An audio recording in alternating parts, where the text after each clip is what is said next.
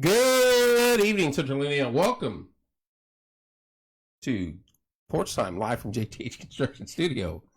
It's not our normal sports show, but it's just Willie tonight. So, but I know it's kind of awkward. I'm like, where's Caleb and Joe and Levi? But I might miss. We have the head varsity soccer. I almost said it. I almost said the wrong soccer form football word. Soccer coach of Martinsville High School, Willy Spina, in studio with us, and we will talk to him momentarily. Let me talk about my sponsors. Corey Baker, what's up, buddy? Hello, Ethan. Well, once again, we are live at JTH Construction Studio. Get a hold of Joe for all your construction need. 765-913-8599. There's Teresa Messman. Good timing, Teresa. American Basement Solutions, Mr. Larry Ralph Sr. 1-877-409-2837. Fathom, Teresa says, hey, Willie. Hey, Teresa. Fathom Real Estate with the Teresa Messmer. 765-341-8911. Wellspring, that's Mr. Bob Goodrum's group. 765-346-6661. The Yard Barber. I need to say. Andrew Payton, you came and got my yard taken care of today. 765-318-4108. Wayman's Furniture, Appliance, and Mattress. Give Mark a call at 765-342-4339. Livewire, Tommy Walls, Electric Consulting. 765-792-4012. Stitz Comfort System. Is it cool in here? It is. I love it. Great. I know. It's great. Stitz Comfort System. Give Caleb Stitt a call, 765-346-0195. Actually just installed. What's up, Andy? All the way out west. They just installed a new furnace and AC unit for me. Not for free, but yeah. Logan's Cosmos, 765-318-3388. Mr. Andy Van Veen. Hometown Nutrition, Martinsville. Don't forget about our ladies down there, 765-315-0738. Protein shakes, iced coffee, boosted teas, and smoothies.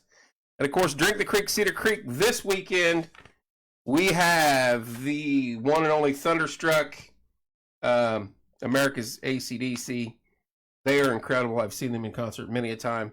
And then a new band, Jump, a Van Halen tribute band. So that'll be fun. Action starts at 5 p.m. Hello, Sherry.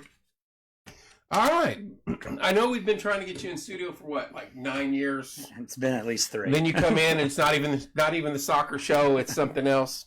All right. For starters, we've had this discussion. I've never been a big fan of soccer because it's a lot of running, and I'm built for linemen. 5 yards to get hit in the mouth or hit in the mouth, and then back to the huddle. But it is the number one sport in the world. Am I correct in saying that? Yes. I was watching Rogan, and this was an old clip, and he was talking about, everybody, the thing is to get followers and things like that. And someone's got 2 million followers here or 1 million followers here, and he's like, punch up so-and-so. They've got like 17 million, and they're a soccer player. And Cristiano Ronaldo is the most followed player in the world, or anything in the world, any athlete in the world. Isn't it some ridiculous number? Yeah. He was like the first to be 400 million followers and something like that. Because everywhere else on the planet but here, soccer's number one. Yes. It's growing here, though. It is. It's grown a lot. Before we get into the high school, speaking of growing, are they going through with the big stadium up in Indianapolis? Yeah, they're supposed to be. My wife, Lindsay, and I just took our daughter to the zoo, actually, and we drove by. Yeah, it's right there. Right, yeah. So, they were working on it. Yeah. It's just right there. Like you said, it's literally just right downtown amongst everything else. And see, I wish, I hate to say this, I wish we had a professional baseball team, not AAA, but it would be hard for me to break loose for my Cubbies. It's just what it is. I think it would be. But that awesome. Field is incredible. Mm-hmm. And it's the only thing that's missing is the seating to make it a official Major League Baseball. Everything else is there. Yeah, it's in place. But Victory Field, or whatever they call it now, what do they call it? Well, I'm not sure. Victory Field used to be what it was out on 16th Street, and I went there many a times. But that place right now is amazing. Yes. So, I knew they were putting together a major soccer stadium up on downtown. And I hadn't heard yay or nay if they broke ground yet or not, so apparently they have. And, it appeared so, and that's what I think that was. For those that don't know, Willie, tell us a little bit about yourself and what got you. You coach other things too. Yes. Yeah. So you're more than just a soccer coach. I like to think so. But You don't pick NCAA games very well. No, not apparently. I need to redeem myself. We'll have to do something else. that was Joe's not on. That was a rough. I've never been so disappointed in myself. 40 points winner. Come on.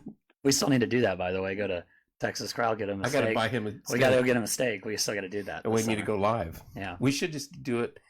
Have a show in here, not tell him, and I'll get one to go and bring it in here and plop it down. That works because that's how we need to get him one. So we can't welch. That's because when I win, you guys are paying up. Right now. No, we'll buy it. Hello, Donna. Hello, Sherry. Tell us a little bit about yourself. How you got into coaching, athletic stuff you played. I know. So obviously from Martinsville, family is born and raised here. I through school always played basketball, soccer, and baseball. I ended up only playing baseball freshman and sophomore year. Right now I work in the district as a teacher. I always wanted to coach. I felt like the way I played, I always wanted to be an extension of the coach on the court, on the field, whatever I was playing. Sure. So that was just always something that interested me. And I'd like to think that I'm making positive impacts on these kids' lives. And you kind of go that route. And I've always wanted to be kind of that mentor.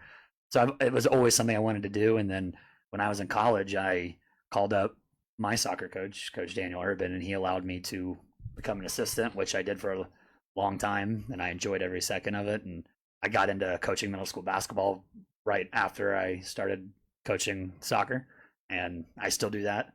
Middle school. So you still coach middle school basketball? Yeah, I've been the 7th grade coach, assistant, or head coach for 10. I think it'll be my 10th year this year, and this will be my 3rd year as the head coach for boys soccer. But I was the assistant for 7 or 8 years prior to that as well, and something that I plan on doing for a long time too. We're talking to Willy Spina, head soccer coach, Martinsville High School. Basketball, you're coaching 11 kids max, right? How many kids are on a soccer team? So in past recent years, we've actually struggled with numbers, but this past season I had 37 kids on the team. So we have a JV varsity team, so it's two teams, but we had 37 kids. I have one other coach. I have an assistant coach who helps me. It's Caleb Stringer. He's a Martinsville guy. Does a great job. Really, really very helpful, actually. But so for the two of us, we got 37 players that we had last year. Now, I'm going to shock you here. So how many people are on the pitch? I like that. Look at that terminology. Just 11. How many people? 11. So there's 11 of your players on the pitch at one time. Yeah, keeper. So pitch means field, folks. I know. A goalie and then 10 field players. By field players, that means non-goalie. So we're learning. we need. That's fine. I like a chalkboard. And take notes. We're jumping way ahead, but now that we're here, I didn't realize there was 10 other people on the field. Yeah. That's crazy. Mm-hmm. Now, are all of them allowed to go past halfway? Yeah, there's not any rule. There's not. The goalie can go past halfway if he wanted to. It just wouldn't be very smart. Move. Yeah. So no, there's positions, but you can go anywhere. Anybody can go anywhere that they want to go. Mr. Hansen. How you doing? How you doing, Matt? He's a show favorite. I love going golfing with him. So he was a soccer guy. Yes, he was, wasn't he? Head coach of Martinsville Soccer's in studio, and he's telling us a little bit about giving the rules and telling us about the positions and stuff like that, because I'm ignorant to all that. But we're going to get into coming season and some camps he's got coming up. So how many offense, how many defense? I know they get labeled that, but anybody can attack, right? Correct. And the way they talk about, so think of like a 3-4 on defense for football. That means 3 down line, 4 linebacker. There's formations. You start from the defensive side and move forward. So a very typical formation. You need to come in here and host this. Hey, I figures he throws a singer right at me. So the most common formation is called a 4-3-3. That means not counting the goalie. So 4-4-3. So that they all add up to 10 because they're the 10 field players. 4 defenders, 3 midfielders, 3 attackers. 4-3-3. 4-3-3. It's like, wait, some people got 12 out there. Some people play 3-5-2, 4-4-2. Then you can get into like 4-3-2-1. Like there's a million different kinds of things and some different tactics. But I guess besides the Dean always said it was a cross country meet with boundaries. That's what it reminded me of him of, and same here. But other than the continual running, the scoring. I mean, you seem like you watch these games forever, and one goal, and these people absolutely lose their mind. It's kind of more. It doesn't. There's more to it than just scoring. Like it's not like you just run out there and score. I get it. I get it. It's like baseball. There's so much going on before a run is scored, and I get into that, and I get into the football aspect of that. But I've tried, and I think that's really the biggest problem with, in America with soccer is that a lot of people just don't understand what's in the build-up and the the tactics. Yeah, no, I can live and watch Greg Mannix throw an hour and 54 game 1-0 shutout where he strikes out 9 and gives up 2 hits. I can watch that, and I can love every play of that. But I can't watch. Well, and that's where, to me, that's like I could see why that would be boring to people too, though. I wouldn't think, and I wouldn't, and I wouldn't think that was boring at all. I was going to make that point. Yes, I understand the same thing. 50% of the country would be like, "I hate baseball. I want to see a 98 game." Right. Well, and another one of my arguments about the scoring of soccer, like in a game, especially at the high school level, games don't finish 1-0 too often. Like there's usually a little bit more scoring. But if each goal is worth 7 points, a game that's 3-2 is 21-14. There's a lot of football games that do that, So it kind of. Hey, now, I'm just more saying like that. And to me, the thing that close to home here now. The thing that's exciting for soccer in my eyes is that it doesn't stop. Basically every sport there's timeouts. It's nonstop. There's nonstop where you see the analytics of a football game and a 60-minute NFL game. Time-wise on the clock, there's like 15 minutes of actual play. And then like 13-40-something minutes it's like, actual game time. Right. Yeah. And that's so I I don't want to argue about that because I know people are just they're always negative towards soccer, but if you go distance ran for point, that is the most. I mean, sure. You're running here to Indianapolis and back, and you get a goal. And to me, the reason why they go nuts when they score is like they're few and far between a lot of times. So it just means a lot more. It takes a lot of effort to get it in goal. And when you think of like the World Cup that just happened this past year, right? When the idea of like having the pride to play for your own country and being able to be excited about that and understand what that means. I feel like it gets lost here in America a lot of times because we take it for granted, but other places it's a lot big. I know it's kind of getting off topic, but no. It's like the only sport they play, right? And their whole country is watching. And when I say the entire country, I mean the other entire countries are watching their team play. So it just means way more to them. It's very similar to. I mean, think of the Super Bowl here. I know that's obviously just localized more here, but it's the same idea where everybody's watching it. I didn't realize the depth of it. Kind of, sort of. When I got stationed in Germany, they did this program where you could go stay with a German family for a weekend every now and then. And I don't know, like every other month you would do it, and you'd go stay Saturday, Sunday, and come back to post. And this isn't just some German family picked off the street. These were, good people. Right. They've been vetted and everything. So you would go stay at their home. And I remember the last ones I went to, they were all triathletes. That's what they did. And they played soccer. But I'm like, Saturday afternoon in the fall, and they're going to play fall, late, early winter. They're going to go run, swim, and bike, and then go play soccer. And I'm thinking, isn't IU Kentucky on later? You know what I mean? Yeah. Because there's no college basketball. Yeah. There is no college football. None of that. They don't have anything else. No. And so they kick the ball around, and they run, and they swim. And this is just Germany back in the late 80s. Well, and we had a really good foreign exchange student this year, player, very good, from Spain. And, I mean, he was basically the best player in the field any game that we played this year. Right. And you talk to him, he talks about things, and he just acts like he's just another player. When he goes back home, like that's normal. Like that's just what they do. I'm just one of 11 or whatever. Like so he was special for us this season. So it's a different world. I mean, our football here is what soccer is to other people. Football is by far most popular. You go anywhere. Yeah, I noticed, and change the subject. I know they're trying to expand or looking. They've gone into Europe and had leagues of American football there. Yes. And they're looking to do it even more so now. I don't know if you ever break that bond of. I still think they can make it. It's all about money. You and I know that at that level. It'd still be successful, I think. American football can get some things. I mean, they're trying to do it with every sport. Aren't they doing London series in baseball now and stuff like that? Yeah, I think the Cubs actually have to play. Because I thought I saw Milwaukee the Mets were doing it next season with the Phillies, or something. So he's a Met fan. Hey, 5 in a row. 5 in a row. That's our show. Hey, we're only 4.5 back, 6 games under 500. So, anyway, I don't understand that.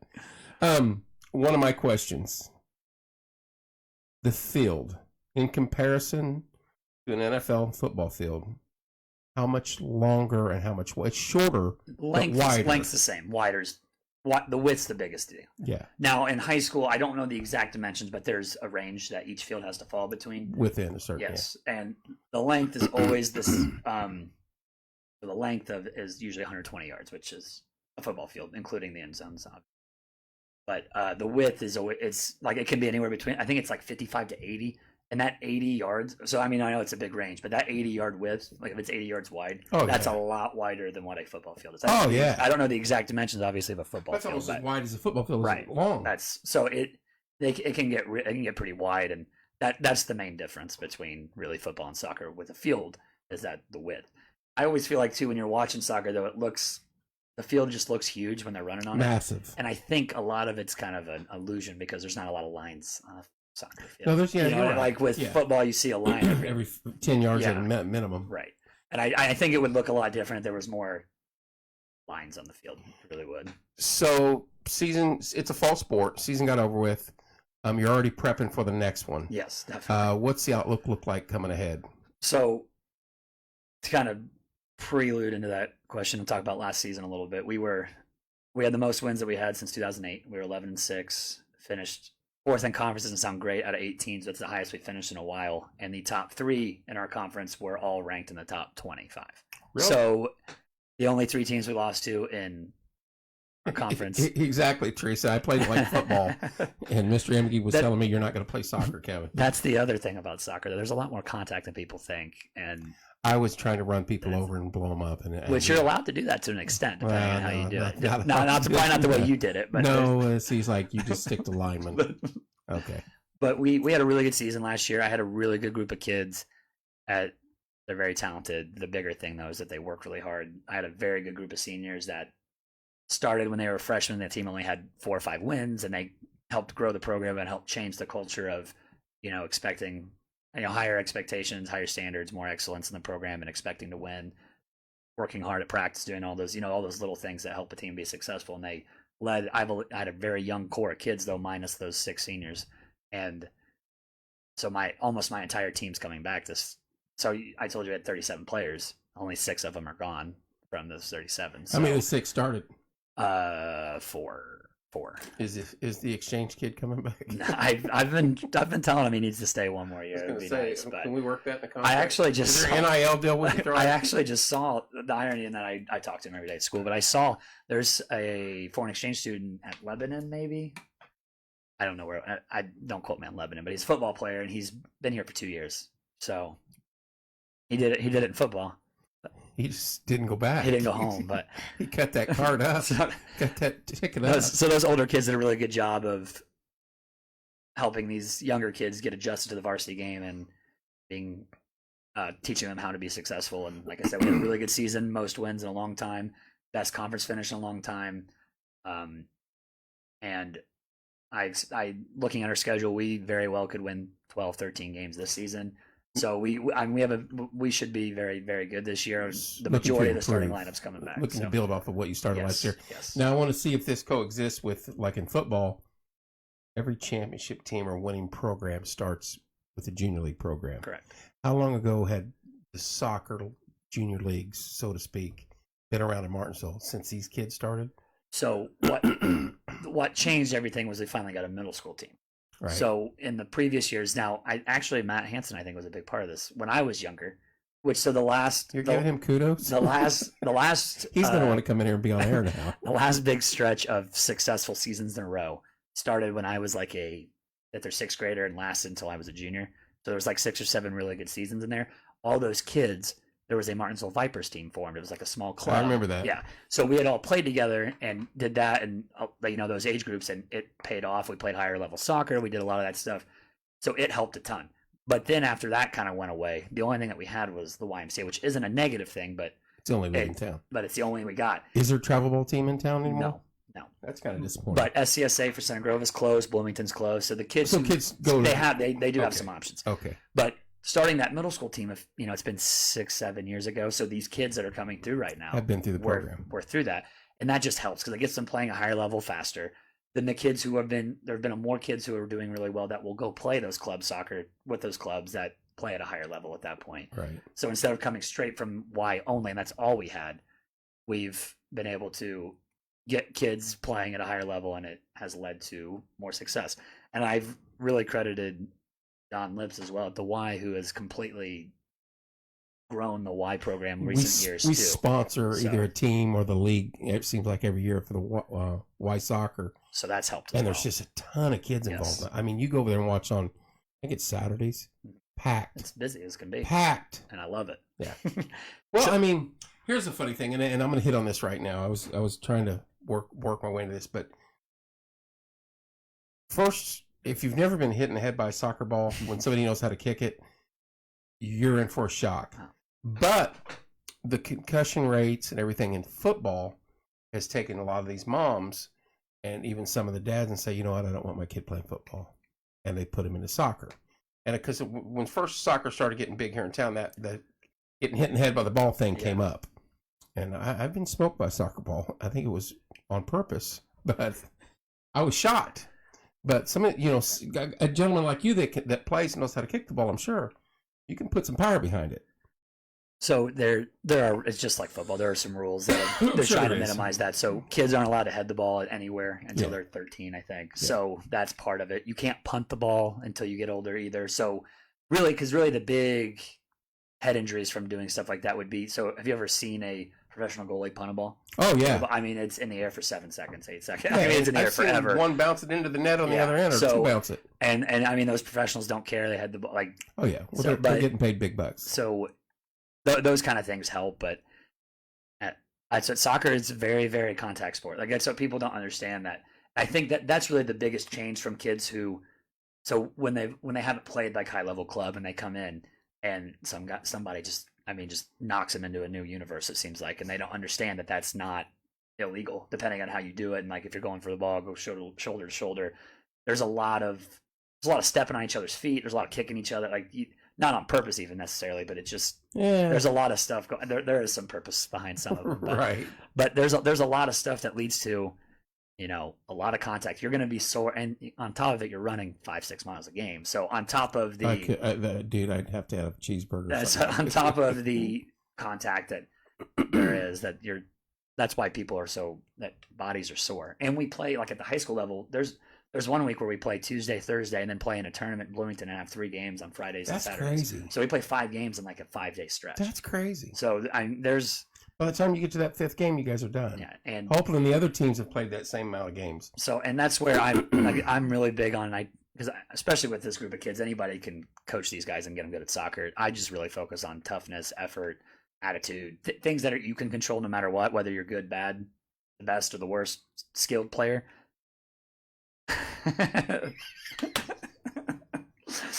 I'm glad they're not here. This would have been a rough show with these guys. I figured it'd be Joe. But I'm disappointed. We said to stop. I'm disappointed in right off the top rope. So mean. We discussed this already, Caleb. So, but yeah. We said I don't know if I'm getting up. Right. We said we still have to pay up on Joe's steak earlier, so and you're involved in that too because I think who did he have? Houston or he might have had Marquette. So he was big on Samson and Alabama or somebody. Whoever anybody had, I still got the card somewhere. They didn't win very well. I mean, all of us were eliminated before the Final Four weekend. So I think Joe won it all with 48 points, which is normally your second round score, right? Basically, yeah. Like I had 54 one year and finished second. Dude, someone needs to screenshot that and send it to me. That's so mean. You don't want to have that sports show again? Oh, I do. I can handle it. We need to do it. We need to do it more often. Yeah. So let me ask you this: as a kid growing up, what was your favorite sport? I know you said you wanted to be the point guard. You wanted to be the coach on the field, or no matter what you're playing. Was soccer number one, or did you just transform into it? So when I was younger, I see this in my own kids and when I work with younger kids in different sports, it was basically just what season it was. If I was playing, that's what we did around here. We played. If I was playing baseball, it was baseball. If I was playing basketball, it was basketball. If I was playing soccer, it was soccer. But that started to change when I got into high school, and I credit that to also my Urban and the environment that he had created, and that's the other thing that I learned that a lot from him with this. Like we do a lot of things together as a team, and I think the You should have brought him in tonight. Like our I thought soccer, about telling you, text you back and say bring him in. our soccer team, like the kids, they enjoy being around each other. Like I said, we do a lot together. They come to my house 5 or 6 times a summer. I take them to an IU soccer game that we go together. We get food probably 4 or 5 times a summer together. We just do a lot of things together, and that community feeling, that family feeling, I think is really why we had so much success last year, because the talent's there, but as everybody knows, if they're just because you're good at something doesn't mean you're going to be successful. Chemistry has to be there too. And that stuff, those intangible things that you can control, these kids have bought in and done a really good job. And so that also was going on when I was in high school. I was best friends with the kids on the soccer team, and shoot, there was a Spina in every grade on the team too. So my family played. Spinas in Martinsville. So we just did more still to come. We just did everything together. And it helped on the field, and it just makes it really enjoyable. And every one of my favorite memories basically from high school are soccer related, basketball related, sports related, because of reasons like that. But the one that I enjoyed the most in high school was soccer, for sure. Yeah. And that's kind of where it started, and that's why I wanted to coach soccer before I coached anything else. And so did you take any courses in college with coaching? Yeah. I did not. Did you play any other than intramural, so to speak? Anything soccer or nothing? I did club soccer until I was about 12. Okay. So 9, 10, 11, 12. There was like 4 years in there. That was basically the highest level I had coached. But really, where I've learned more was becoming an assistant coach with Urban, and then as well as the coach who was between Urban and I as the head coach. His name was Talani. He's a Zimbabwean that was a professional player over there, and so he brings a different wealth of knowledge, and I've picked up something that you can't can't duplicate, right? And learning from him and Urban, I kind of try to mix both of them together, and kind of like coaching style wise, and watching a lot of professional soccer. If you like, that's the other thing too. I feel like that kids nowadays, like even coaching younger kids with any sport, and I coach 7th grade basketball, and I have a lot of kids come in that I feel like don't even have a grasp on all the rules of basketball, even though they're in middle school already. But it's because they don't watch enough of it. Like we don't watch, like kids don't watch enough sports in general, and listen to the announcers and listen to what's going on and understanding, so we don't have a high IQ in our sports anymore anywhere. Back years ago, now this is when I was a kid, Channel 10 out of Terre Haute, late night. This is back when we could only have 4, 6, 8, 13. And when it snowed west of Martinsville, you could pick up Channel 10 in Terre Haute. And they would show live German soccer. And they were the juggernaut at that point in time. And so nothing else good on TV. I'd click on there and try to watch it. And the fans and the people were just intense, these games. And then I didn't care about it, until I'm going to mess the date up on it. But the USA women's soccer team, 99, when they won that, Chastain ripped her shirt off. Yeah, he just had the sports bra thing going. Mm-hmm. Anyway, but that squad was just fun to watch. Mm-hmm. And maybe it was NBC or whoever carried it. They did a good job of explaining the game and the rules as it went along, from the corner kicks and who touched what. Mm-hmm. And that, I'm not going to say it changed my mind, but at least gave me, there's some validity to this, and it could be big here. Especially, talk about day and age, female sports, that's still a big controversy what goes on with that. But that squad, if that was a professional team, but not enough talent like that, but if that was one professional team, people would go watch them. Oh, for sure. Because they were incredible. Mm-hmm.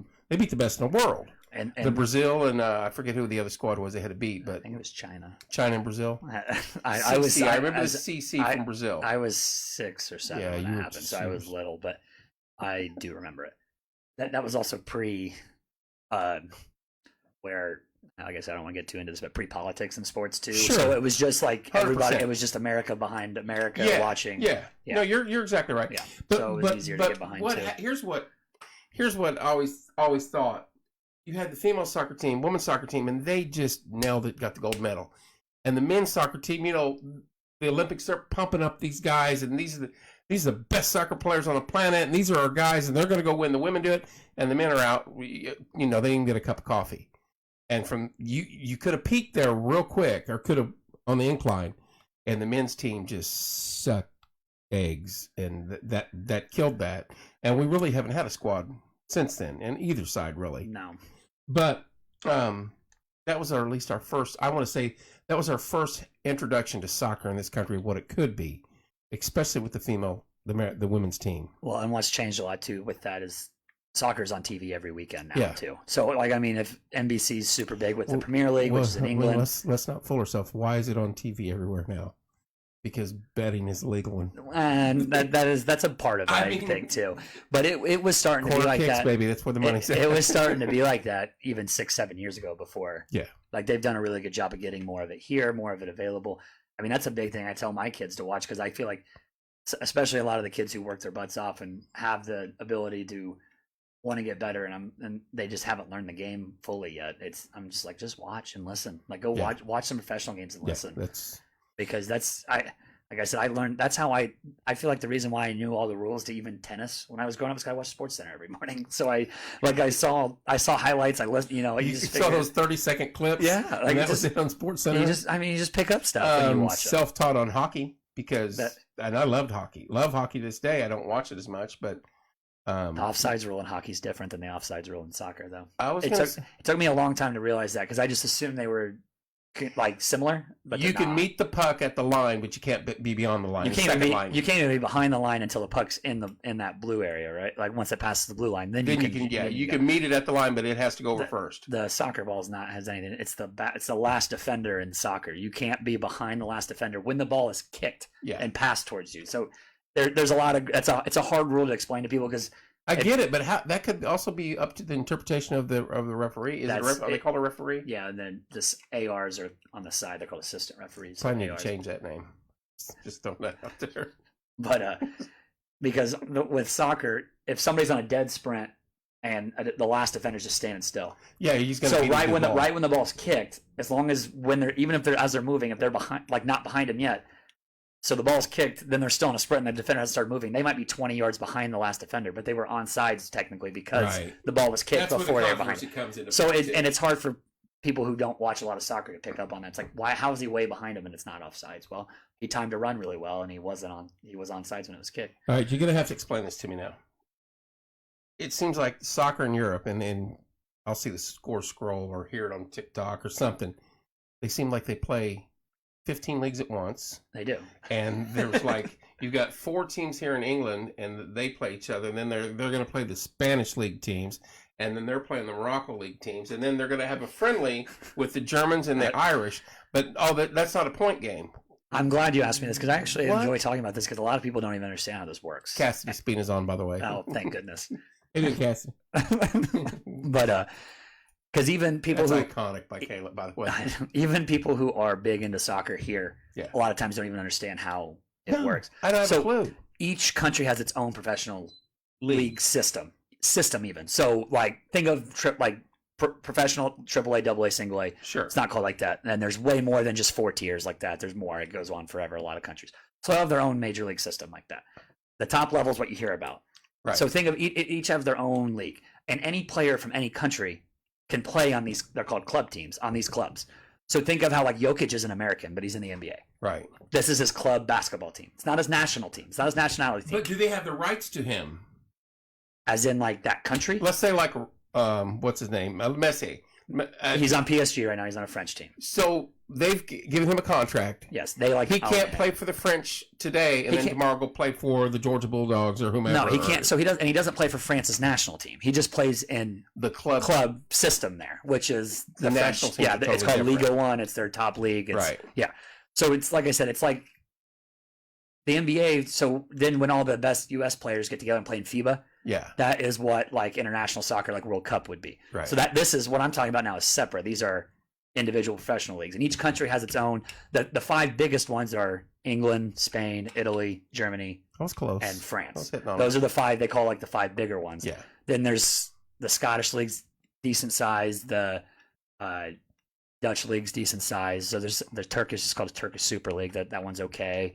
So there's like different levels, and each league system, so we'll just talk about Premier League. There's 20 teams in the top flight of the top level. So top flight is how they call it. Premier League. Premier League, correct. And these are club teams. Club teams. So there's 20 teams in that top level. They all play each other twice, home and away. Okay. So there's 38 total match days.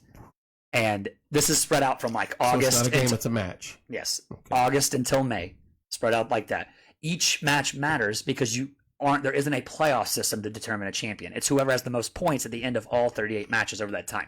Win is 3 points, tie is 1, draw is 0. So you get nothing for being ahead after a period or no. So you just win, tie, loss. Loss is 0. 3-2-1. 3-1-0. 3-1-0. 3-1-0. Okay. And so sometimes you clinch your title before the end of the season because you are ahead far enough. Yeah, whatever. But so do they play those games out if they've already clinched? Yeah, they still play them. Everybody plays them because this is why in each league the MLS is not like this, and none of our American sports are like this. Right. The way this works is so if you're in the top flight, the top level, if you finish 18th, 19th, or 20th, you get demoted to the second level. See, I like that. And then the top. So if you're in the second level and you finish in the top, they come promote. It's called promotion. And I mean, there's right now. So Wrexham. Have you ever heard of Wrexham? Rob McElhenney, the Sunny guy, like with Ryan Reynolds, bought a team, and they were literally in like the lowest tier of English football. Sorry. Anyway, so it doesn't matter. Be a forward for the McElhenney's a Philly guy that he writes shows anyway. Okay. But sorry. Where I was going with that is like so they're like 5 leagues away from even the Premier League, but so it goes that far down. So but they're moving up. They just got moved up, and then they're in this league. So if they do well this next year in this league, they can move up prior and keep going. Give me a name of a British top Premier League team. Man City, Manchester City, Man U, yeah, right. And Manchester United's. Yeah, Manchester City just clinched the Premier League. Okay, so Man U and Manchester City, one of the two. Man U. We'll stick with Man U. So Willy Spina plays for Man U. Can he also play for not a different club team? Paragon 8 leagues below. No. So once you're on a club team, it's like if you're on the Lakers, you're not going to play for the Nuggets the next day, or even like triple. I'm like saying, in 2 leagues at once. Yeah, no. Yeah, so you're not going to go play in the Chinese Super League, Chinese League, the developmental league, or what they call it. Yeah, you're just in that league. But so your best players are going to be in the Premier League, hypothetically, yes. Great. It's on Hulu. It's on Hulu. Or whatever that is. It's on Hulu. No, this is true. This is Welcome to Wrexham's a documentary. It's on Hulu actually, but it's a phenomenal show. Matt should have been here for this, but we should have had him in. So but this is where soccer gets confusing. So each country has its own league like that, and like I said, the season goes from like loosely August to May. That's called domestic league. It's just your own league. 6 months. What is that? September, October, November, December, January. It's the whole year. Oh my gosh! And then, but in the middle of this, throughout this, there's things called the Champions League. So the way you qualify for the Champions League, there's also this is breaking it even. There's confederations of soccer in the world, like conferences. Think of like conferences and like so localized, like in college. There's conferences. There's 6. It's even bad. I don't even know that. But there's confederations in the world. Each confederation has their own Champions League. But the biggest one you hear about is the European Champions League. So how you qualify for the Champions League is in the prior year's domestic league. So like in the English Premier League, if you finish top 4, you qualify for the next season's Champions League. It's just a separate tournament. Okay, stop there. So one team from England. 4 teams from England play in the Champions League. That's why they play all these games out. So even if you're not going to win the league, you want to finish top 4 because you get to play in the Champions League. Do they play against teams from Spain? Correct. So that's where I was going with this. So in the midst of all this, from the prior season's finishes, if you finish in the top 4 of your league, if you're in the 5 biggest ones, then like in the Scottish Premier League and stuff like that, the smaller ones, you have to win to be able to be in the Champions League because they're smaller. So the Champions League's going on throughout the year too, which is where you get the English teams playing the German teams and the Spanish teams playing the French teams because there's things called Champions League. On top of that, each domestic league, so the Premier League has its own cups or tournaments too, where all the level, like from top flight to the Wrexham teams, play each other in a big tournament that has 700 teams in it because that's really, it's called the FA Cup, and there's one called the Carabao. So there's those competitions going on too throughout the season. So there's more. That's how teams win multiple trophies throughout the year because there's a ton of things. But the Champions League is kind of viewed as the biggest club tournament that there is because it's supposed to be the best teams from the previous season playing each other to win. Like right now, Man City's in the finals against an Italian team. In the Champions. AC Milan of the Champions League. That will be in May, at the end of May here coming up. Yeah, we're there. I know. So it's next week usually. I think it's usually the end of May. So. Memorial Day. Wow. There's a ton more too. So there's, like I said, and then I thought the racing circuit was hard to follow. It's a lot. Then the winner of the winner of the Premier League from the year before and the winner of the one of those cups will play each other in a league in a thing called the Community Shield, where it's like a Super Cup, so you can win a trophy there. So there's just a bunch of different competitions. And all this is money backed. Yes, and it's paid. And it's all in the same parts of the year. But then they also have international breaks. What that is where all the club players go back to their own country and train. So in the midst of all these games and all these competitions too, there's like World Cup qualifying matches will be starting up here for the next World Cup. So then like there'll be a weekend where all the players, so like Messi will go back to Argentina and train with Argentina's team to be able to play World Cup qualifying matches. So and in the summer there's international tournament. I mean, there's soccer nonstop all the time. It's awesome. You don't watch it much, do you? No, I never. And I can tell. Let me ask you this. Let's, and I'm only going to pick the top 10 players in the world. Let's say the top 10 players in the world in soccer. How many guesstimated matches would they play in a single season? Okay, single calendar year. Calendar year is the best way to say, because the seasons overlap. Sure. So if you think calendar year, there's, like I said, 38 league matches, so domestic matches. That's in the biggest league. The German league only has 18 right. top flight, so sometimes there might be 35. So let's say 25 around a number. And you pick up injuries sometimes, and you just rest sometimes too. So you don't necessarily start every match, because if there's a Champions League match, you're close to 100 a year. Yes, because if there's like Champions League matches or bigger like cup matches coming up, usually you might rest a player in a certain game because you wanted to play 2 days from now because there's another match. Yeah. But so you go about 25 to 30 of those. You have, if you're in the Champions League, you play 6 group stage games, and then if you move on, you can play you play tournament style. So I mean, you can play 10 to 15 matches there if you're like Man City. Crazy. So Man City, for instance, because they're in the final, like they've played since the start of the season in August, and then you have the FA Cup and the Carabao Cup, and then they've played 65, 70, easily 70 matches this year, and thanks, Mike. It's a lot. That's and crazy. then you have all then each individual player might play for their country too, and like those. All right, let me ask you, here's the problem I see. I don't know what they call them over there, but I'm the GM. I'm the owner of the team, okay. And we're playing at the St. Clair Street Club, and we're the best team in the St. Clair Street Club of 10 other teams, and Willy Spina is my best player. But now you're going to go play for U.S., like the USA, because like the country. Yeah, you're going to go play for the USA. Wait a minute. Some clubs don't paying you $8 million a week to kick that ball in the net for us. So some of the clubs do, like you do have to get permission a lot of times, but it's just part of it. Like they all they're all accepting. Yeah, they all understand that. So okay. And that's what the big thing about. But not to go play with Joe's Crab Shack team on a Saturday. Because it has to be because you would be. Origin.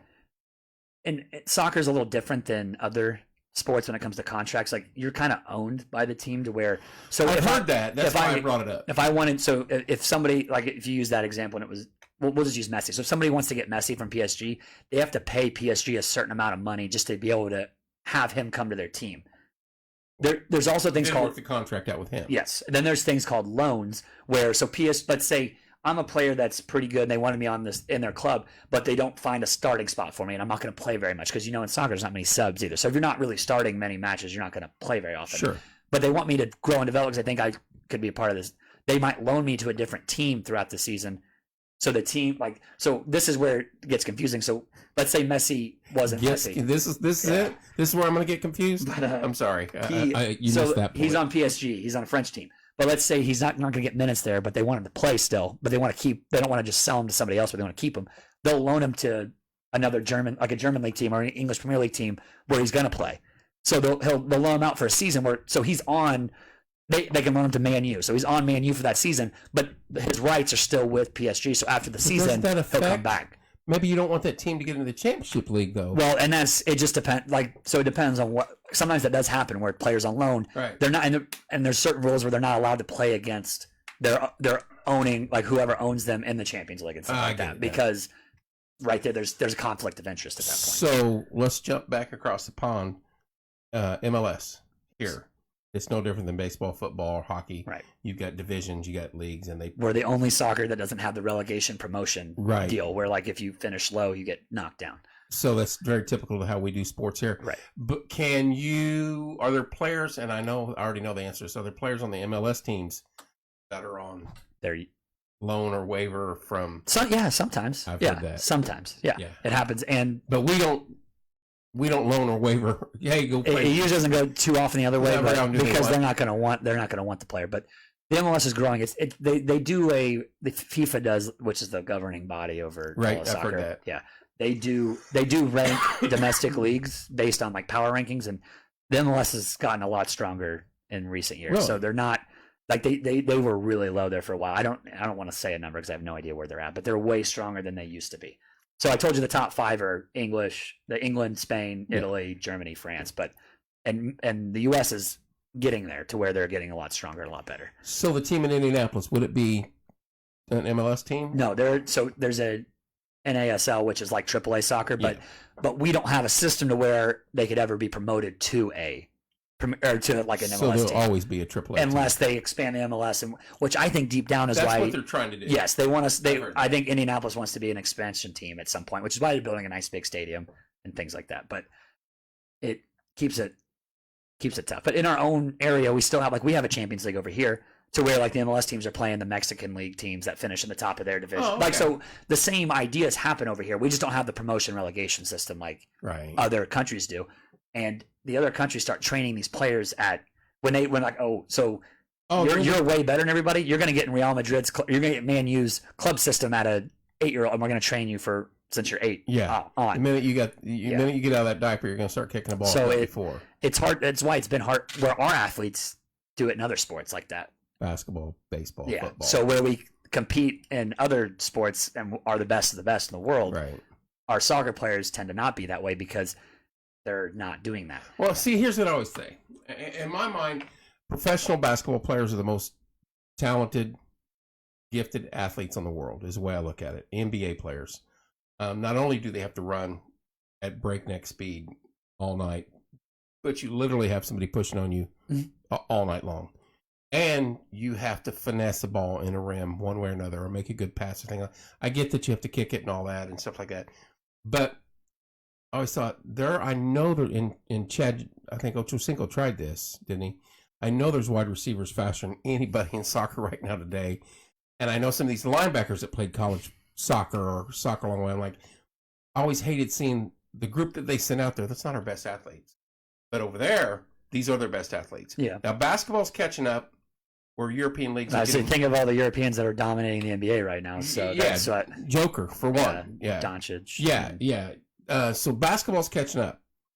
But I'm like, man, I wish we could just send our best athletes to the only soccer. issue is there's just so much so there's a lot of similarities with what you're saying. I get it. Urlacher's going to run across the middle and want to decapitate somebody, and then he's going to get the red card and you're out, dude. Well, and the thing is, he might not even catch anybody, though, because they're so quick, and it's a difference. And when you watch professional soccer, bad example, but there's some I know what you mean. Defensive backs and stuff like that. What's up, Keaton? How's the East Coast? I saw you post a picture of an aircraft carrier. Are you on that? He's on one, but I don't think. I think what's starting to help too is a lot of our younger core on the U.S. national team. They're playing European soccer now, so they are in the European leagues. They're not on MLS teams. And I'm not saying MLS teams aren't competitive, but I'm saying like our top level players now are now playing respect to the other leagues. Yeah, they're not. They're playing top level soccer now too. Yeah. So like the Pulisics of the world, like he's in Europe. You have Tyler Adams, he's in Europe. Weston McKennie, he's in Europe. Gio Reyna, he's in Europe. So they're going to learn from the best. Like, so I mean, we have players that we're getting better and better and better. We're getting there. I don't think we'll ever have our best athletes play soccer. There's too much skill to where like you can't just be a pure athlete at that level of soccer. Now, I would love for every pure athlete to come play soccer at the high school level here in Martinsville, because it's different at high school level. Obviously, it's not the best of the best in the world. Sure. But at that level, just because you're a pure athlete doesn't mean. I mean, a lot of times you watch some of the best midfielders in the world. That you have one of them's Italian, Andrea Pirlo. You have, I mean, you look at you know what Messi's stats are as a human. He's only like 5'9", isn't he? Not even. Yeah. He's like 5'7", 135, 140. Yeah. And he's untouchable. He's extremely quick. And he's untouchable. Yeah. So that's it's just a different, like, they don't have to be the fastest, strongest. Like, it's not necessarily the most athletic people that are good at soccer either, because there's too much skill involved in it. Hang on, that was a great picture though, Keaton. Yeah, I mean, they're not rugby players. No. And they're not NFL players. They're slot receivers, every one of them, with quick twitch muscles. Yes. And their hand-feet coordination. Well, this is why people don't like soccer, because they don't understand the mind games and the tactical things. Like, so think of like football. Like, football's not just like all the play calling and all that stuff. Like, there's a lot that goes into it. Like, a lot of mind games, Pre-snap reads and stuff. Yes, a lot of things. There's a lot of mentality and analytics and intelligence going into it. That's soccer all the time on the fly, because there's no timeouts. There's no so, and that's why it's hard for a lot of people when you don't understand the game at all to watch it and enjoy what's happening. Because when you understand soccer and you've played it and you've been a part of it for a while and you see things happening, you're like, that was awesome. Yeah. Or like in baseball, you were talking about with pitcher, you see like he throws the ball high to change eye level or something, and then and some people don't understand things like that, and so you're like, there's why more. Why you throw 2 strikes down the middle and then threw one low and away? Yes, because this guy has a tendency to swing at a breaking ball low in the dirt for strike 3. So there's way more going on. Now that guy did his homework and this guy did not, and he's out and he's going to go sit on the bench. There's way more going on. So in every sport, soccer's the same way. So they're not just kicking a ball around, not doing anything. Like, there's way more going into it. I don't know. I promise.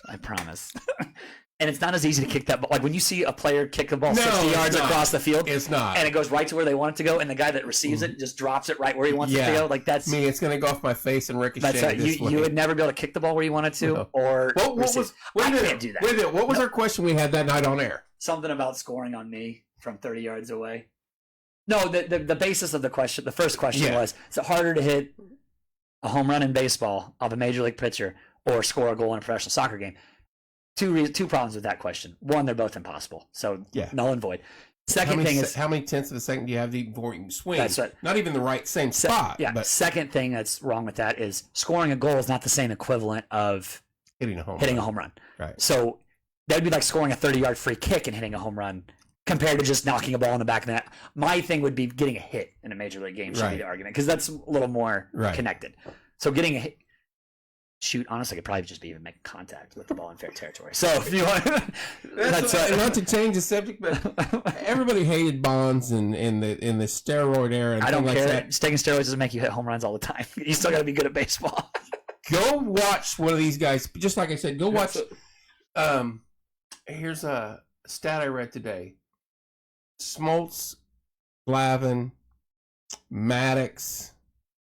And Dennis Pedro Martinez struck out over 12,000 batters in their careers. They faced Tony Gwynn 330 times. They struck him out 3 times. He was phenomenal. 3 times from that group.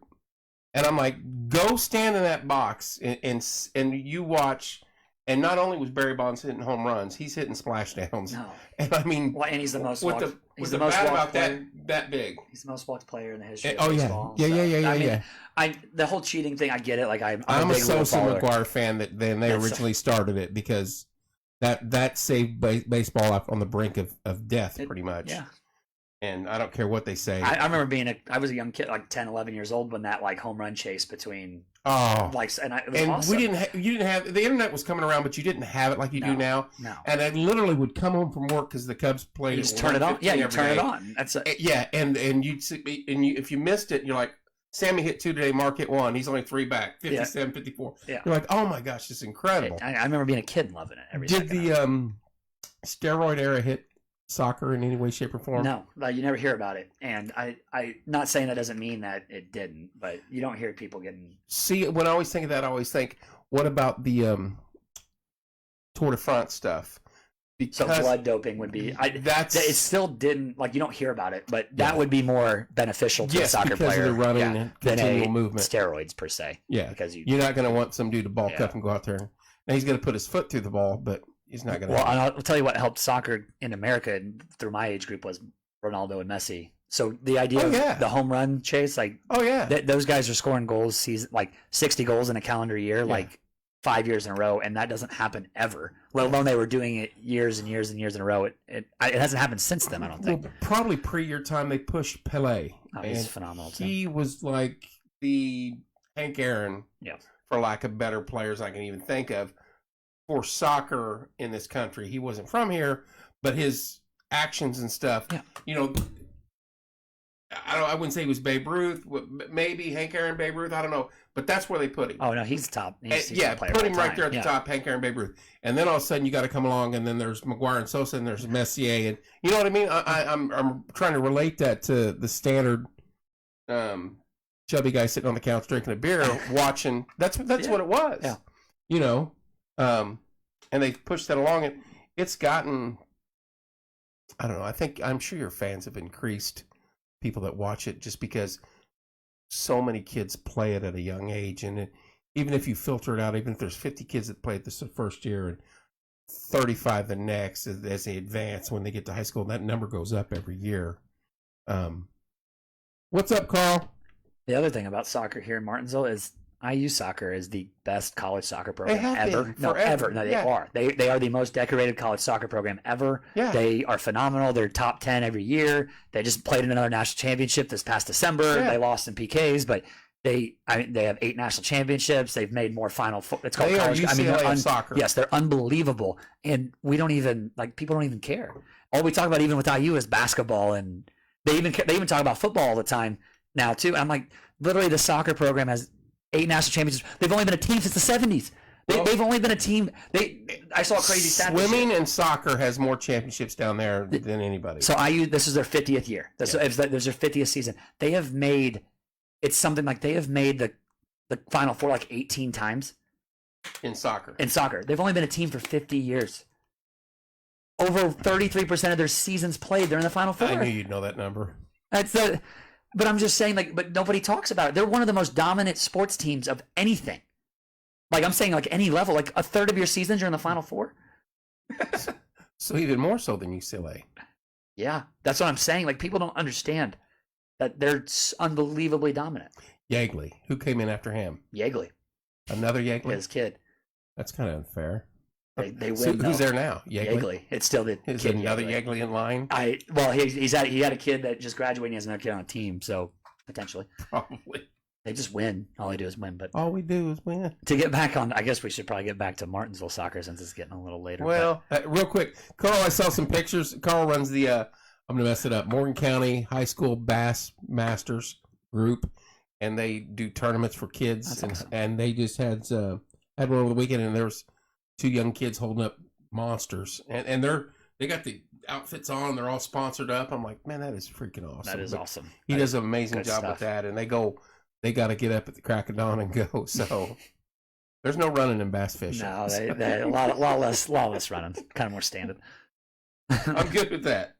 So back way back up and come back to Martinsville now. Soccer program. Have we ever been ranked?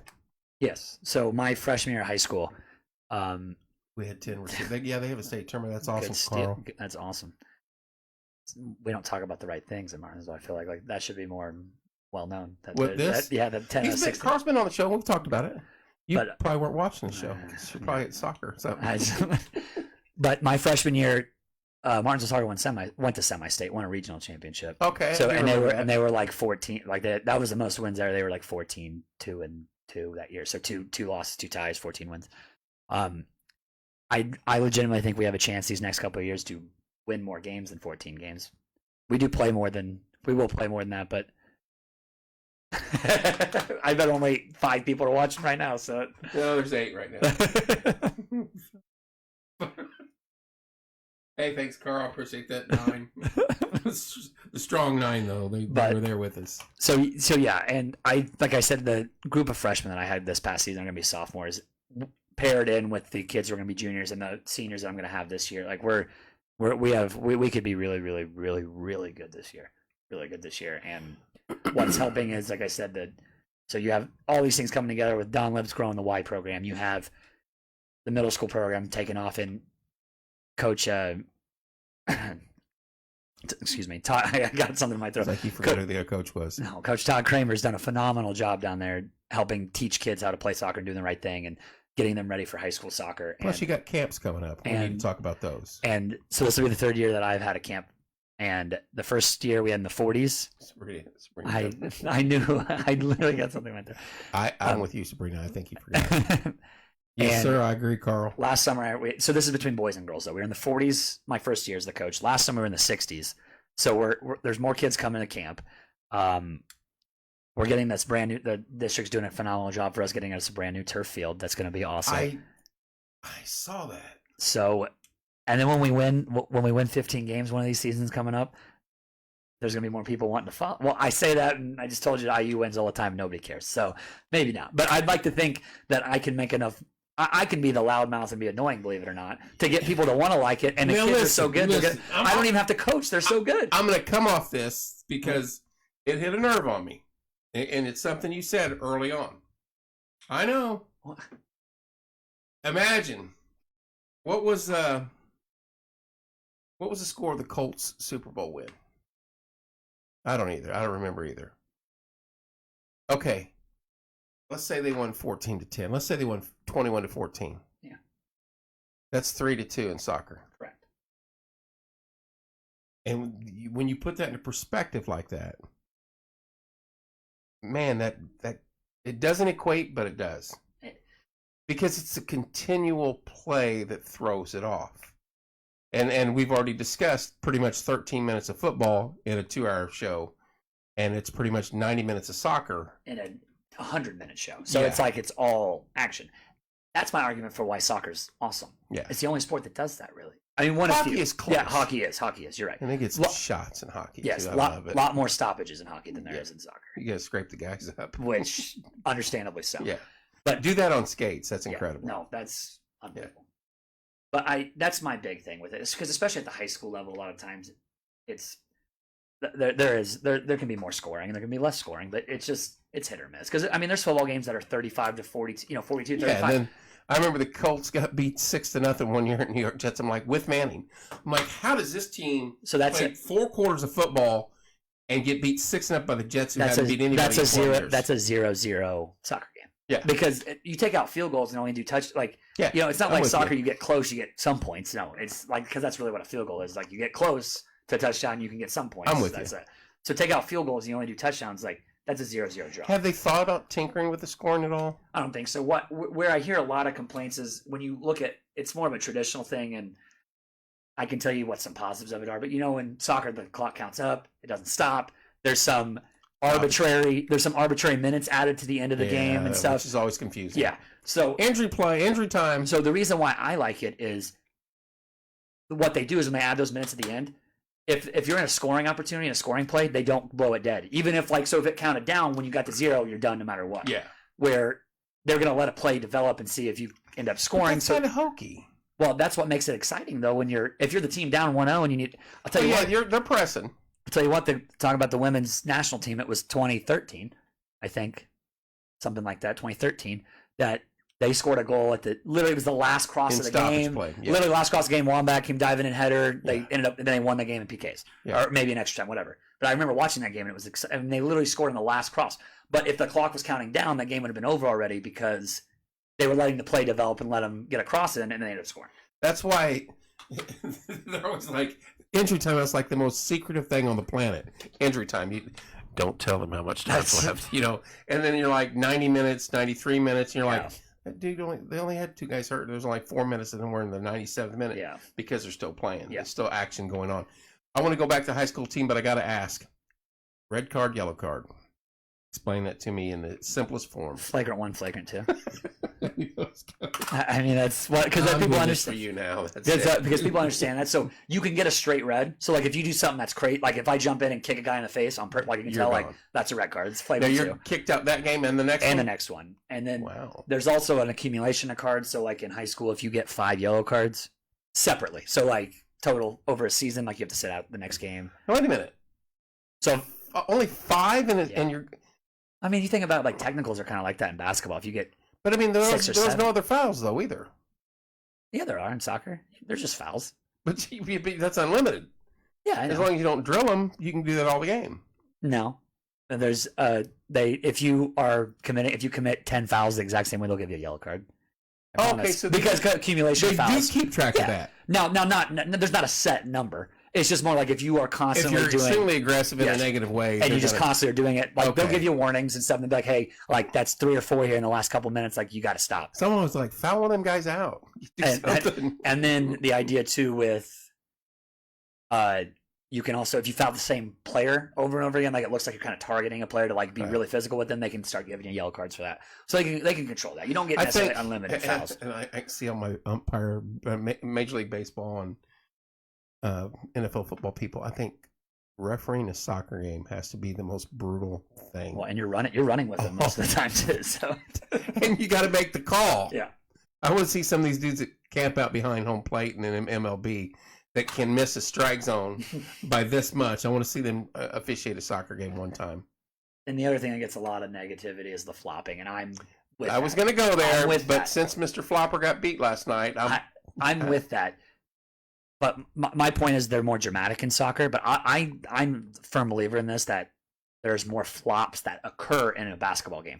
Anybody that drives to the basket, and every time they drive, they're on the ground. Every time. Foul or no foul, they're on the ground. But you're talking a difference of about 200 pounds, though, too.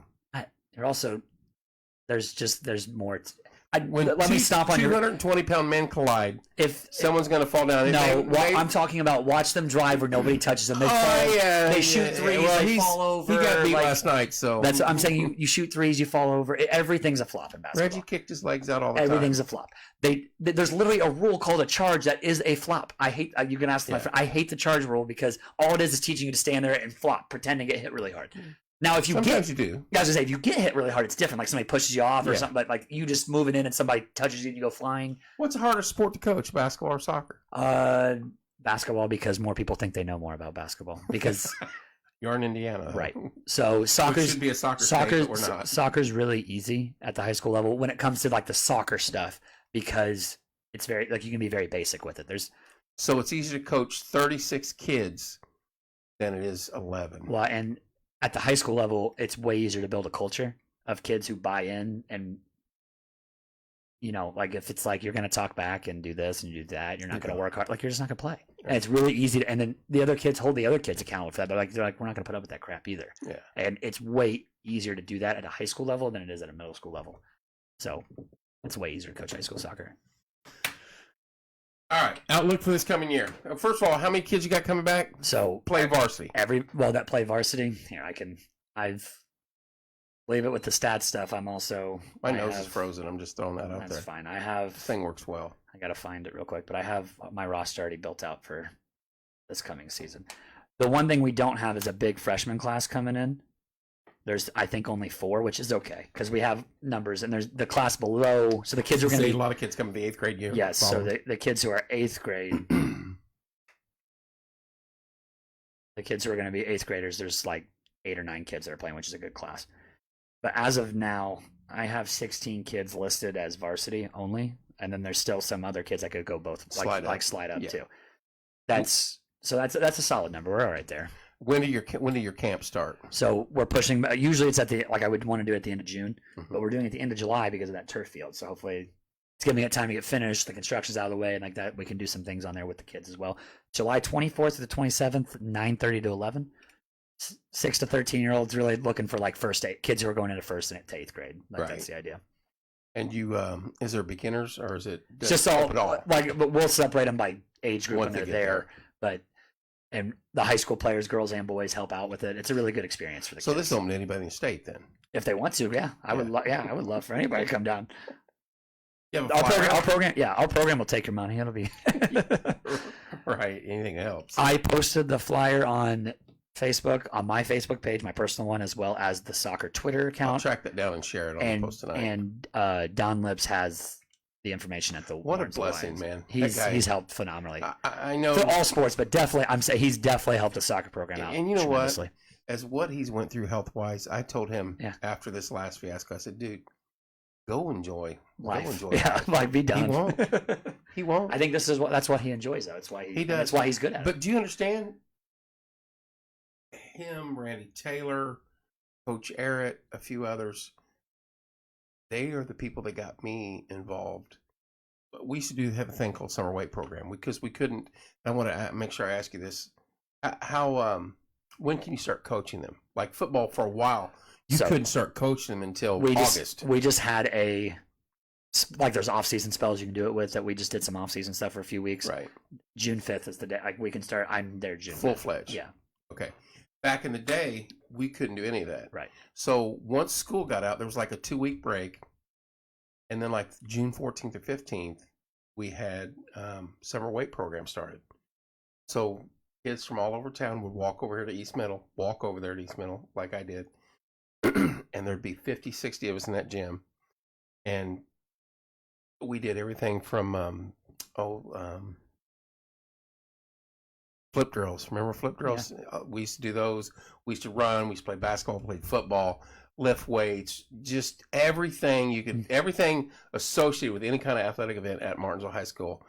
Coach Taylor, Coach Lips, Coach Arrett, on down the line. Every kid that played sports in this city, probably 90, went through that one weight program, and they sold shirts, and it was just it wasn't expensive, but it was I loved it. Yeah, loved it. And Don Lips was involved with that then, and I think he was a varsity basketball coach at that point in time. Yeah, so he's been around helping kids in this community one way or another athletically since 50 years. Yeah, it's insane. Yeah, to think that. Well, and that's really deep down. That's why I'm doing this too. Is I want to be. You want to be that I would guy. love to be remembered by. I don't care if it's two kids from like I coach soccer, whatever it is, but just to be like how I speak very highly of the coaches I had. Well, sure. And I remember they taught me a lot of not just athletic lessons, but things that I take with me in my day-to-day life. Right. And like that's something that I've always wanted to do. And so I want these kids to pick up bigger things than just necessarily that's winning soccer games. That's the goal. There's more to life than winning soccer or Yeah. football games. Now, don't get me wrong. I would love a sectional title, regional title, something, something coming soon. Don't get me wrong. I hate losing, but yeah. But, and I'll tell you what, I don't think it matters who these. I got in a lucky time for myself because, we'd only had 2 winning seasons since my junior year of high school. So that was 13 years ago. We've only until this season. This is our 3rd in 13 years. Really? So, and I'm telling you, the next 3 years are probably going to be winning seasons by default because talent's there. So I got to ask you this before really we get out of here. Coach Duggar stealing your kickers from you yet? He's not stealing them. I'm gladly letting him take them. Down the line of any NFL kicker, they're all soccer players.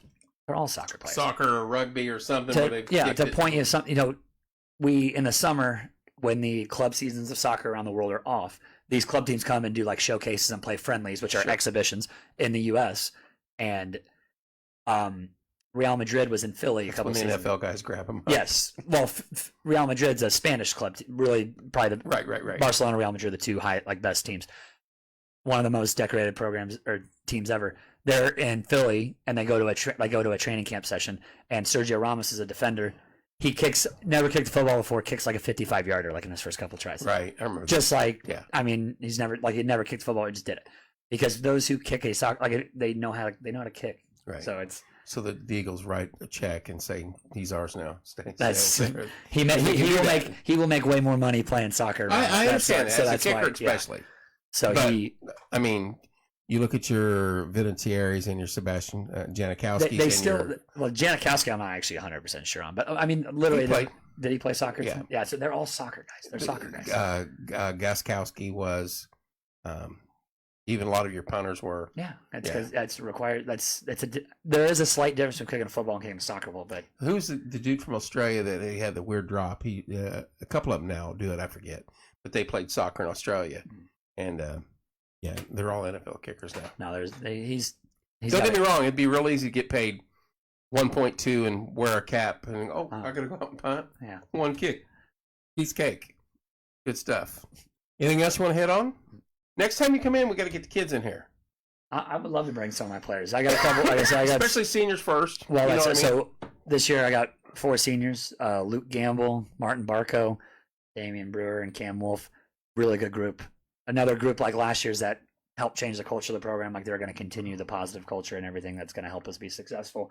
And I mean, I'm sure if you follow any athletics in Martinsville at all, you've heard the name Martin Barco. He's out there breaking school records and meet records and state records, and he's going to compete for a state title in the mile this year as a junior. Knock off the main guy in a showcase? Yes, he did. Yeah, he beat Carmel. National #1 guy. Yeah, and set a record at that. That's one of the biggest showcases in the country, and he set a record at it. He's the real deal. Great family, great kid. All those kids are great kids, and that's really what I enjoy most about. That seems that for some reason I get really. You guys have a good bond with. And we have a great group of kids that a lot of you don't see. I just don't have kids that get in trouble. They do well in the classroom. I get very lucky. Is it a little bit of us versus the world? Because all the time, and I use that a lot. Yeah. I really do. Because I'm not saying it in a negative tone towards anything else. This is a football town. At one point was a basketball town, and it teeters back and forth on what's hot and what's not. And it's like, well, I appreciate that. Very nice. Nice thing to say, Sabrina. I definitely use that. I always tell them, like, people don't even, like, nobody expects anything out of us. Nobody knows anything about us. Just go out there and, like, let's kick everybody's butt. Like, who cares? Like, we don't need anybody else's support. We need us. We need each other. And one of my favorite quotes, which is from actually, I don't know where it originated from, but Coach Wolf used to tell me this. Nobody can intimidate you without your permission. It's one of my favorite quotes ever because I grew up, I'm undersized, I'm little. It was always my thing, like I'm an underdog. I always was, always will be. Right. And Martinsville soccer is like that. People view us and they're like, there's no, like they suck. We should have beaten Bloomington South, who's a top 10 team in our sectional this past season. We played better than they did. They beat us 2-1. Happens in soccer all the time. And their coach's interview after the game, like in the paper, was he just made excuses about everything, like why we played better than they did, basically. And really, yeah, and that's the crap I'm talking about. Like it wasn't like, oh, that's your typical Bloomington South answer right there. They're not a good. It wasn't that because we were a good team. It was because our field sucks. It was because the conditions are bad. It was because blah blah blah. They played blah. under the same conditions you did, right? Right. Like you couldn't just say, oh, those kids worked their butts off. We're lucky to get out here at the W night. That's an improving school and program. Just give the kids the credit they deserve. Tip the cap to them, and we're going to go play again next week. And I tell the kids that all the time. No, we're not. We caught a lot of teams off guard this past season because you're not going to sneak up on them. We're not. So it's going to have to change the tone this year with them because, like you said, we're not going to sneak up on them again because we were a lot better last year and we're going to be just as good or better this year. So, still the idea, like people don't give us the respect that they should. We just had our first all district player, which is think of. There's 4 districts in soccer in the state. To make all district is how you can make all state teams. We've only had our first defensive all district player ever, and only our second all district first team all district player ever. Who was it? His name was Ethan Hainline. He was the kicker. He was a center back defensive player, phenomenal player. But the reason why we don't get more of those is because people don't see us like we don't play. We are in the very southernmost district, so all the teams are like Evansville teams, Castle. They're way down south. We don't have a lot of the teams around us that we play. So we just don't get a lot of like respect, or people don't notice it, and that's fine. I love that. That's how we always were when I was in school, and how we kind of are still. Do the majority of the teams in what? First of all, you got what's the conference of football? Mid-state. Mid-state. Are it's you all still the mid-state? same. Everybody's in the mid-state in our school. Plainfield has a soccer team. Yep. Whiteland has a soccer team. Franklin has a soccer team. Not Columbus. Perry, Greenwood, Decatur. Yeah. Perry, Greenwood, Decatur. Yeah. All have soccer teams. Yes. Perry's top 10 in the state every single year. Really? Every single year. Their soccer team, they have a Burmese population. They have like sanctuary houses, and they're good, real good, and they're good. They're bringing in some ringers though. They're unbelievable. So top 10 every year. Plainfield's always top 25, and Franklin was like they have like 14 too. Franklin was like number 1 in the state in baseball though too this year. Didn't they have the best player? They're the best player. They weren't super great. Mooresville's really good at baseball. Yeah, but that kid was phenomenal. He's top 10 pick, top 5 pick probably. Yeah, he'll be MLB here in 3 years. Franklin loses all their seniors. This is where we have a chance to compete for a sectional title as well as a conference title, which I don't think we've ever won our conference before since we've been in the mid-state. So, no, I'm super excited for this year. I'm ready for June 5th. Then I'll be ready for school. I'm even as ready as I am for school to be out for the summer, just to get a little break. I'll be ready for it to start back up so we can start playing some soccer. So when's your first official high school match? I said match. August. Terminology. It's at Edgewood, so. Okay, let's not do that one. Home game. Home match. On the pitch. Have they got the name of the field yet? What's the name of the field? I would assume just Martinsville High School soccer field. We're going to have to. Urban field. Willy Spina. No. Pitch. Tuesday, August 22nd. That's right, because our first 2 games are away. So we do play August 15th and 17th at Edgewood and at Mooresville. And then August 22nd is our first home game. So you'd be 2-0 and you're coming back home for your home opener. 100%. And you've got 10,000 people that are watching home opener. What's the most exciting thing I'm going to see in a soccer match? What should I look for that you feel is the most exciting thing? Scoring a goal. That's the most exciting thing is when goals happen. Now, it's more exciting. I didn't know if you'd want to get into the analytics of it. No, it's more exciting when it's well worked and well built up and there's a lot of passes involved than it is just like out of nowhere. But moving the ball down the field Yeah. strategically with your players. A lot of times, like headers are exciting just because it's a like the less goals are But they scored. can't like do headers. that, or can they? In high No, school? yeah. Okay. PK Some shootout. So bicycle kick over the back of their head. It's in the goal. that would be. So we went into 2 PK shootouts last year. Explain to the folks what a PK kick Penalty is. kick is it's the only time. And there's no other defender besides the goalie. It's just you and about 12 yards It's like away. a shootout in goalie. hockey. Yeah. You can't get as close as you can in hockey, though. The ball's stationary. You just kick it Yeah. from where it's at. So you don't get to come up to them like you do in hockey. But 5 kickers, best of 5. And then if you're tied after 5 kickers, it's sudden death each round after that. We got into 2 of them last year because in conference play, our conference didn't allow ties. So we would do PKs. PK still was decided. They changed that for this year, so that will no longer happen. But if in a sectional game, so in the tournament, if you were got to have a winner. Yeah, if you were to tie, you would do that. But they are the most exciting. I think they're the most fun part of any sport ever. And a lot of people hate that it's like, oh, you're going to play 120 minutes of soccer and this is how you end. I can see their argument now, but it's just so fun when you're a part of it. It sucks when you lose one, obviously, but it's very. Everybody's quiet. Everybody's on edge. It's the last lap at Indy or Daytona or it's so fun. Something like that. Dag on it, train of thought. I can't believe I lost that. It was something. It was vital too. It was. Come out and see the new field, though. Come support us. That's what I'm saying. August first home game. We only have 6 home games this season, though. It's a rough season for home games, but how many bleacher seats you gonna have? Can you bring your own lawn chairs? Yeah, that's the majority of people. I mean, with how many players we've had, in past years there's been a lot of empty seats, but I mean we had a lot of people come watch our games this year, a lot of people, and telling you we're going to be good, so we're going to be fun to watch. I don't think we're going to give up very many goals, but good defensive team. Yeah, that's who's your goalie. His name's going to be Quinlan McGowan. It'll be his first year as a varsity player, but he's on a club team that's one of the best at his age group in the state. They're in the semifinals of a state cup for club soccer. Kids, your name and positions are ready, and it's May. Is that all right? Yeah. You can do that? Yeah. Okay. I know in football, no one had a spot until you beat each other up. There's open spots, but he's the goalie. He's the keeper. It's a given. Yeah, he's the goalie. He's a quarterback. He's got big shoes to fill in because Jack Wolf is really, really, really good these last 4 years. It's hard to find a good keeper, and I got lucky to have Jack for these years, and now we've got Quinlan coming in. So I know what I wanted to ask you, and I have to go back to it.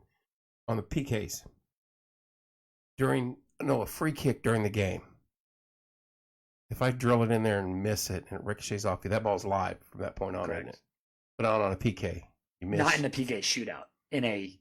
So if you get fouled in the box, right, or a handball in the box, or it was PK in a regular time, like in a regular game, if that were to hit the post and come back in, or the keeper saves it and it comes, that is live. Okay. So it's kind of like I've seen that a couple times. Like a free throw, I guess. You think it like, so you get to shoot the free throw, Yeah. but once you miss the free throw, it's live. Yeah. Like it's I've live. seen that a couple times, So, and I'm like, because the goalies, everybody's jumping him down because he blocked it, and the ball scored the rebound. They were kicking in, and they're like, dude, what were you doing? Yeah. So yeah. Live penalty kick. Yes. But in the PK shootout, it's just the one shot. Right. Yeah, End one of the shot. game, I get that. So fans need to come out and support you. I would love that. I mean, these kids have been busting their ass for how many years playing soccer? A lot. No of them, different than basketball or football or baseball. When I tell you, the only team that runs more than we do is the cross country team. Promise you, the kids can attest to that. My side's hurting right now just thinking about it. They work all summer, and like I said, the amount of time they put in, not just to do go through practices and conditioning and weight training, but all the stuff we do together as a team and all that. Like they put in a lot of time, and it's a lot of effort, but it pays off. And I would love for more people to come watch us because we're going to be good. We're going to be real good. Now here's my dilemma. There's another sport that's going on. They play Fridays. We don't play Fridays. When do you play? Every day but Friday. That's not even a joke.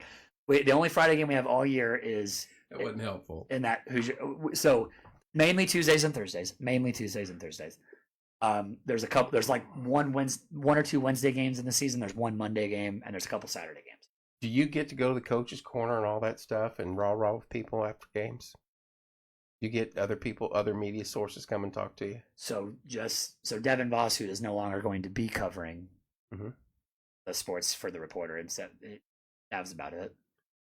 So, this is going to be a Porch Time exclusive. A few years ago, we used to do a show called Hogs in the Trough, where we couldn't always get Coach to come in because he's busy. So we would have the boys come in Saturday at evening after the game on Friday. We need to work out something. Not going to do it every game because you play 2-3 a week. Yeah, we play a lot. But I'm going to try to get something lined up with the high school football team too again, because I love covering football. That's what I played. Love it. We need to work out something with you like once a week.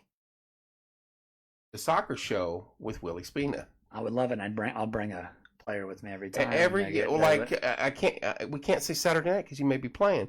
What time do you normally play till? 8 o'clock, 9 o'clock. We do have with having a JV team. We play 2 games in the night. So 5:30 is when the JV game starts. Varsity will start about 7:30. Like we're done pretty late. Yeah, 9:30. 9:30. So it couldn't go Saturday and Sunday. We normally have a PT show. We may have to move you. We could go most Saturdays though, like if it was just a talk show thing, because we don't play. We only, like I said, there's only come in and Saturdays talk about the game. Yeah, and most Saturdays, if we play a game on Saturday, it's in the morning. So, oh really? Except for the tournament that we're in at Wilmington, but like so we play Terre Haute South on a Saturday, but the game starts at 10 in the morning. So this is just something I'm trying to branch out. There for a while we were going along good. We did high school football and we were doing girls volleyball. Love Coach back. I at the point in time wish. Things she went on with her family. Yeah. We stepped back. I can get you in touch with that volleyball coach. You want to start doing volleyball? Oh, that would probably be interesting because that was fun. We started in boys basketball and but we backed away quite a bit. But Bell, I graduated with Jeff. I played from the time we were 5th grade, 4th grade. We played everything sports imaginable. I think he's done a phenomenal job when it comes to supporting the student body in everything. He's everywhere. Tip of the iceberg with that guy. Everywhere. He talks everybody up. He's big on talking about, like, I mean, you range from the musical to the decathlon team to all the sports teams, and he does phenomenal. And he's my class president. That's not surprising in any way. Jeffrey Bell. Yeah. I would love to do this, though, because, like with the football and the basketball and like the radio covers all those games too. Like I'm saying, like so WCBK has all those games, and you can see them. You can Rewind puts all of them on. We put on a better show than anybody. I'm just making a point that I agree. I do. I'm just making a point. I'm joking and I'm not, because I get people that are at the game listen to us and they said because you guys aren't controlled by anybody. Yeah. And you can say what you want. And it's like you're sitting next to us, but you're calling the game from up there. And I'm like, I just want more coverage of our games. It would be great, like to get a game out there like that, because we don't have the rewind showing us like recording our games and streaming, and we don't have the radio calling our games very often. It happens every once in a while. Do you have a press box? We do. It's not a great press box. You have to climb a ladder to get up there. But I mean, my iPad can sit on that camera. Yeah, you can. I can just set it right there and go down. Cover a game. Yeah, you could. It's a pain in the butt to get up there though, because you have to climb a ladder. There's no stairs. I'm not doing that. I know. Scissor lift. What'd you say? Helicopter. Hot air balloon. I can lower myself down. But it's just more like just in general, just to have something somewhere at some point. Just because even if we could stand up in the bleachers with it, at least you show definitely some of the action. Well, and the Barco's a really nice camera, but it doesn't record it. They do a camera that has a huge stand that's awesome. So we have film. They have that at the football. Yeah, the rewind dudes. I want that because we can tap into that. Yeah, I seriously could. We have a road set, no different you see here, minus the monster TV, 2 monitors, and a camera. All I have to do is disconnect that, plug that camera into my mixer, and I'm showing just like live right now. Yeah. And because we were at East Central for the football, the destruction game, about 2 minutes into it, I was like, Corey, calling the relief, I'm done. So I looked over and there's a young lady we're talking to, and she's got a mount 70 feet in the air. Mm-hmm. I'm like, is there a camera on there? She's like, yeah, this is what we watch. Is it called? Did she tell you it was called a VO camera? Probably, because that's the one. Yeah, I think that's what they break the game down on and all that. It's and I'm like, nice. Oh, and I'm looking at the cables and I'm like, that's no different from what we got right here. Yeah. So you can basically plug in the mixer, plug it in here, boom, we got it. Would love that because we love going to the press box of high school football games, but sitting in the end zone of the East Central game, changed their whole feel of the game. And I loved it. being on the Froze our butts off. yeah, but being on loved the field for anything is better than being Loved in the it. press box. Yeah. Well, I always remember when Bobby Smith ran sprint car against Swindell and Stewart and all these guys. You sit in the stands and it wasn't the same. Once you got in the pits, Yes.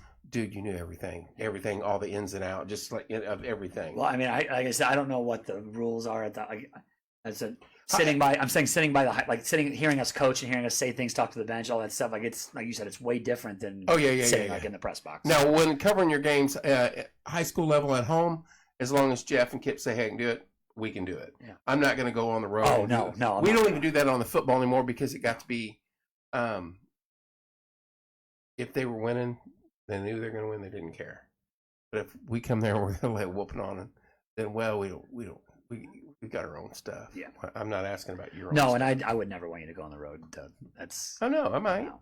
Well, maybe if we're playing the sectional championship at Terre Haute South. That's a long drive. It is a long drive, but might have to get the old Willie. How'd you guys do? oh, sorry. Anyway, Count and Joe's here. Gotta go. we're talking high school, college football. No, I will. I promise you. I want to tell you that.